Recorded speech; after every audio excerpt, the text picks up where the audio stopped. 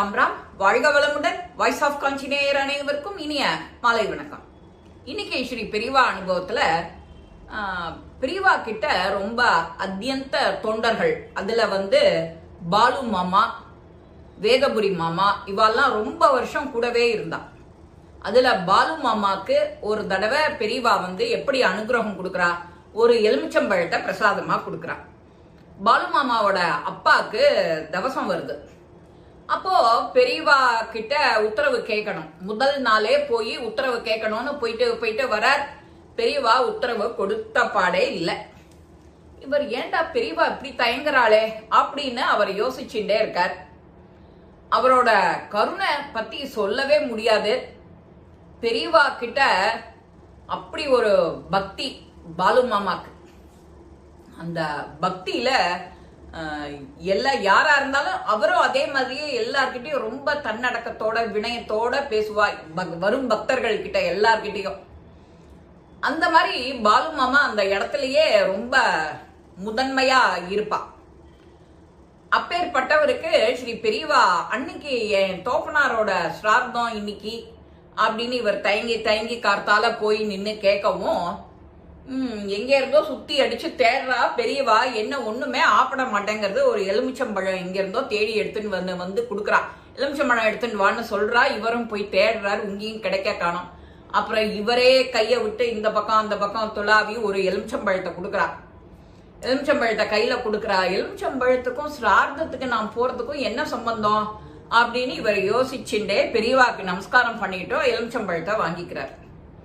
அவருக்கு தெரியாதா ஏதோ ஒரு காரணம் இல்லாத காரியம் நடக்காது அப்படின்னு. கரணம் காரணம் கர்த்தா விகர்த்தா கஹனோ குஹ. விஷ்ணு சஹஸ்ரநாமத்துல ஒரு ஸ்லோகம் வருது இல்லையா, அந்த ஸ்லோகத்துல இருக்கிற லயன் மாதிரி இவர் சொல்றார். காரணம் இல்லாம எதுவும் காரியம் இல்லை அப்படின்னு. சரின்னு இந்த எலுமிச்சம்பழத்தை வச்சுட்டு போறார். பஸ் ஸ்டாண்டுக்கு போனா பஸ் ஸ்டாண்டு இவரோட பஸ்ஸை பார்த்து ஏறி உட்கார்றார். அவன் டிரைவரோ ஸ்டார்ட் பண்ற வழிய காணும். அது அன்னைக்குதான் புதுசா டெப்போல இருந்து எடுத்து இவனோட டிரைவரோட டேர்னு ஓட்டுறதுக்கு. அந்த எலுமிச்சம்பழம் அங்க கிடைக்கலன்னு இவன் வெயிட் பண்ணிட்டு இருக்கான், எலுமிச்சம்பழம் வரப்போறதுன்னு. கரெக்டா அங்க ஒரு எலுமிச்சம்பழம் மட்டும் அங்க ஷார்ட் ஃபால் ஆகுது. பாக்கி 3 எலுமிச்சம்பழத்தையும் இவன் கையில கொண்டு கொடுக்கறான் கண்டக்டர். ஐயா, ஒரு எலுமிச்சம்பழம் இல்ல, 4 எலுமிச்சம்பழம் உங்களுக்கு வேணும்னு கேட்பேள், 3 தான் கிடைச்சது அப்படின்னு சொல்லிட்டு இவர் உட்காந்து இருந்தவர் விறுவிறுன்னு இறங்கி வர்றாரு. எதுக்காக நீ இன்னும் இங்க உட்காந்து இருக்க?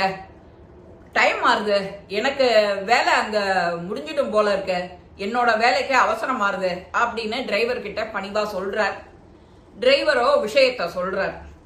ஐயா இல்லைங்கய்யா, வண்டி நான் இப்பதான் புதுசா எடுக்க போறேன் இந்த டெப்போக்கு அதனால எலுமிச்சம்பழம் வச்சு எடுத்துட்டு வண்டி எடுக்கணும்னு.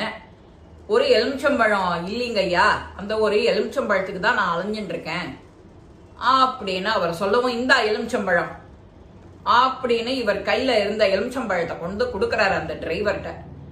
அந்த டிரைவர்கிட்டையும் சொல்றார், இது பெரியவாளுடைய பிரசாதம், இந்த பிரசாதம் உனக்கு கிடைச்சிருக்கு, நீ அமோகமா வாழ்க்கையில இருப்ப அப்படின்னு அவனுக்கும் ஒரு அனுகிரகம் மழைய கொட்டுறாரு பாலு மாமா. பெரியவா சொன்ன அந்த கொடுத்த எலுமிச்சம்பழத்தை கையில கொடுத்து, நீங்க 2 பேரும் அமோகமா அற்புதமா இருப்பேல், இது மகான் தன்னோட கையினால கொடுத்த அருட்பிரசாதம் இது அப்படின்னு சொல்லி இவர் கையில கொடுத்த உடனே அத வச்சு எடுத்த உடனே நகர்த்துறாரு வண்டிய. சூப்பரா முன்னாடி போறது அந்த வண்டி.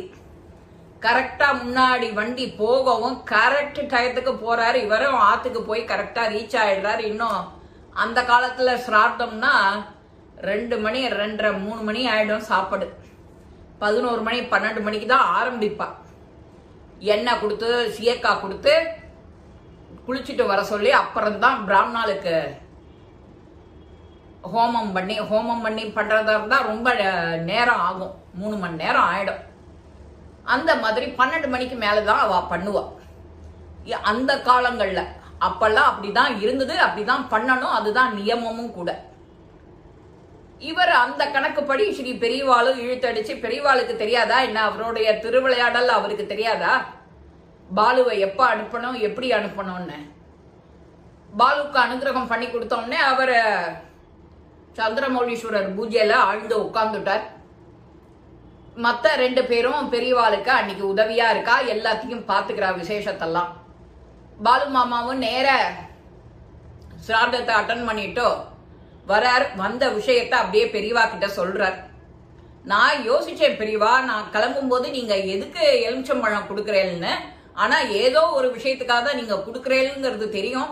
ஆனா அந்த எலுமிச்சம்பழமும் எனக்கு இப்படி யூஸ் ஆச்சு, இதுதான் எனக்கு தெரியுமே, அதனால தானே கொடுத்தேன். தேடி அடிச்சு ஒரு பழத்தமா இருந்தாலும் ஒரு பழம் எப்படி கரெக்டா கொடுத்தேன் நானு அப்படின்னு பெரியவா சிரிச்சுண்டே, எனக்கு தெரியாதா நீ என்கிட்ட வந்து சொல்ற அப்படின்னு நம்மகிட்ட சிரிப்ப சிரிச்சுண்டு பெரியவா ஆசீர்வாதம் பண்றாளாம். இதே மாதிரி ஒரு தடவை ஒரு மாமி, ஒரு 40 வயசு இருக்கும், அந்த மாமிக்கு கல்யாணம் ஆயிடுது, ஆனா குழந்தை இல்லை அது வரைக்கும். அப்போ சந்நிதியில பெரியவா வந்து மௌனமா இருக்கா. பெரியவா பாலு மாமா கிட்ட வந்து சொல்றா அந்த மாமி, இந்த மாதிரி விஷயம் மாமா, நான் பெரியவாளை பார்த்து கேட்கணும், நமஸ்காரம் பண்ணணும் அப்படின்னு.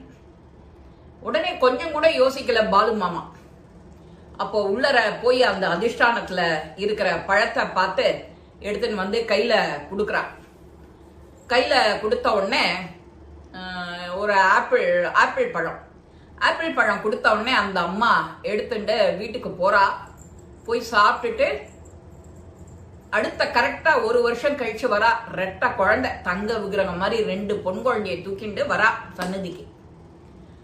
பாலு மாமாவை பார்த்து கேக்குறா, மாமா நமஸ்காரம் பண்றேன், பெரியவா அதிஷ்டானத்துல இருந்து அன்னைக்கு பழம் கொடுத்தேலே, அது எனக்கு இன்னைக்கு அருட்பிரசாதம் அந்த வேலை செஞ்சு எனக்கு ரெட்ட குழந்தையா பிறந்து பொன் குழந்தை அனுகிரகம் பண்ணியிருக்கா பெரியவா, நீங்களும் அதுக்கு மேல எல்லாருக்கும் அனுகிரகம் பண்ணியிருக்கேன் அப்படின்னு அந்த மாமி, அந்த அம்மா வந்து நமஸ்காரம் பண்ணி அந்த குழந்தைய சன்னிதானத்துல கொண்டு போடுறா, இந்த 2 பொன் குழந்தைகளையும். இந்த மாதிரி மகான்கள் இருக்கிற காலமெல்லாம் அந்த சந்நிதிக்கு போய் நாம செய்ய வேண்டியது ஒரே ஒரு நமஸ்காரம்.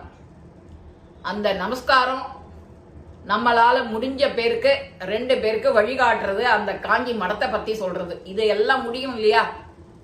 அதனாலதான் எல்லாம் இதை லைக் பண்ணுங்க, ஷேர் பண்ணுங்கன்னு சொல்றேன். ஷேர் பண்ணினாலும் உங்களுக்கு புண்ணியம் கண்ணுக்கு தெரியாது. அதனாலதான் இந்த பதிவு உங்களுக்கு பிடிக்கும் அப்படின்னு சொல்றத காரணமே இதுதான். இந்த பதிவு உங்க எல்லாருக்குமே பிடிச்சிருக்கும். லைக் பண்ணுங்க, ஷேர் பண்ணுங்க, பெல் பட்டனை கிளிக் பண்ணுங்க, சப்ஸ்கிரைப் பண்ணுங்க, கமெண்ட்ஸ் பாக்ஸ்ல கமெண்ட்ஸ் போடுங்க. ஸ்ரீ மகாபெரிவா திருவடிகளே சரணம். நல்லதே நடக்கும், ஆனந்தமா இருக்கும் நண்பர்களே. வாழ்க வளமுடன்.